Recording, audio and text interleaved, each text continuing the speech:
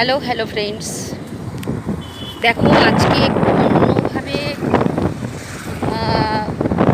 ভিডিওটা তৈরি করছি, যেটা যে গ্রামের আমাদের পরিবেশটা দেখো।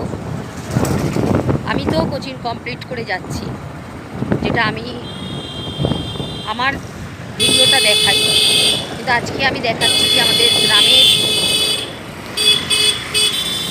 রাস্তার চিত্রটা কেমন সেটা একটু তুলে ধরার চেষ্টা করছি। দেখো, যেটা কোথাও আলো কোথাও অন্ধকার। এটা মার্কেট প্লেস, এখানে মোটামুটি আলো আছে।